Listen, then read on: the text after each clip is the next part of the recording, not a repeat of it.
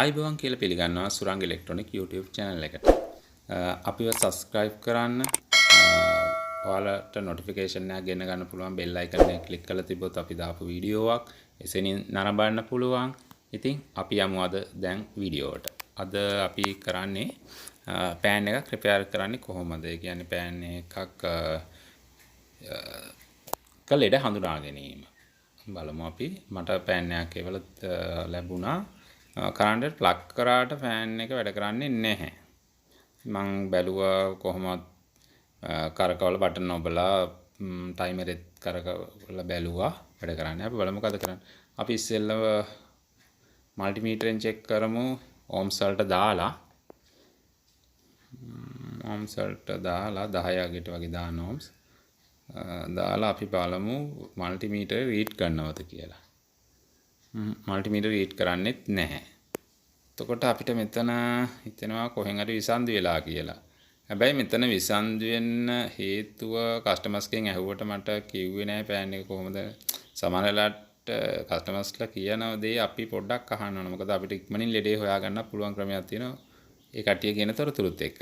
Right. එයා කිව්වේ නැහැ. ඉතින් මට බලන්න මේ පෙත්ත පොඩ්ඩක් කරකවනකොට මට දැනෙනවා ටිකක් තදයි වගේ. මට එතකොට ලෙඩේ වෙලම හඳුනා ගන්න පුළුවන් වුණා මොකද්ද වෙලා තියෙන්නේ කියලා. මොකක්ද දන්නවද වෙලා තියෙන්නේ? මේ පෙත්ත තදවීම. ඒ කියන්නේ මෝටරේ හිරවීම නිසා තමයි කොයිල් එක ඕවර්ලෝඩ් වෙලා මේක විසන්දු නැවතිලා තියෙන්නේ. හයිට්. අපි දන්නවා මෙහෙම වුණාම ඕනෝටද හීට් වෙලා කොයිල් එක පිච්චිලා යනවා. ඔයාලා මේක ගලවනකොට මතක තියාගන්න නිතරම වමේ පොට තියෙන්නේ කරකවන පැත්ත හරියට බලන්න. අනිත් පැත්තට ගලවන්න එපා. ගලවන්න බෑ කොහොමවත්. තද වෙනවා. දකුණට කරකවලා තමයි ගලවන්න ඕන. රයිට්. ඔය විදිහට ෆෑන් එකේ පෙත්තත් ඉවත් කරන්න. ඊට පස්සේ දැල සම්බන්ධ කරලා තියෙන එක ඒක හරි. ඒක නිවැරදිව වමට කරකවලා ගලවන්නේ නැහැ.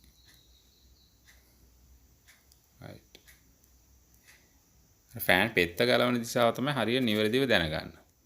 නැත්තම් කල්ල යනවා වැරදි අතර කරකැවුවා. රයිට්. දැලත් ඉවත් කරගත්තා. මේකේ මට මෙහෙම එකක් තියෙනවා. මම දන්නවා මේකේ සුවරකට මෝටරේ කොයිල් එක නරක් වෙලා ඇති කියලා.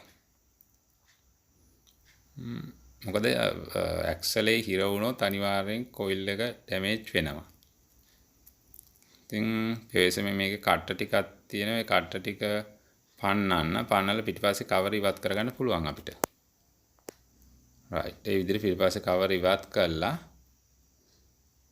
මට මෙන්න මේකේ වැඩක් කරන්න සිද්ධ වෙනවා. මේකේ යන 6යි ඔය යන 6ක් තියෙනවා. 6ක් තියෙනවා.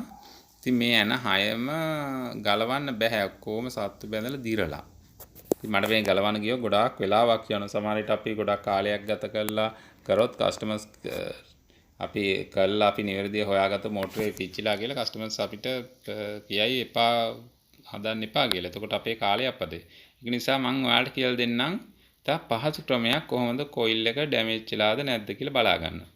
මෙන්න මෙතනින් පොඩි පැල්මක් දාලා මෙමි ස්ථානයේ තියෙන රතු වයර් එකයි කළු වයර් එකයි. සමහර පෑන් වල වෙනස් වෙන වෙලා තියෙනවා. ගොඩක් ඒවා එන්නේ මේ විදිහට තමයි. රතු වයර් එකයි කළු වයර් එකයි. එහෙම අඳුනගන්න බැරි වයර් ආවොත් නම් අපිට ගලවලා තමයි බලන්න වෙන්නේ. 90%ක්ම නම් එන්නේ මේ විදිහට තමයි. රතු වයර් එකයි කළු වයර් එකයි. අපි පොඩ්ඩක් පිටින් ඩැමේජ් කරමු මේ දෙක පාද ගමු කම්බිය මතුවෙන විදිහට. මම මොකක්ද දන්නවද කරන්න හදන්නේ? ඕම්ස් වලට දාලා මල්ටිමීටරේ මේ කොයිල් එක චෙක් කරගන්න හදන්නේ.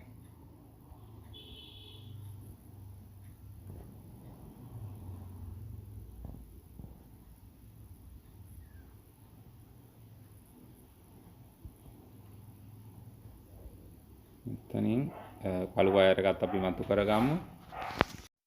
කළු වයර් එකත් මතු කරලා රතු වයර් එකත් මතු කරලා අපි චෙක් කරගමු මේකේ කොයිල් එක හොඳද කියලා.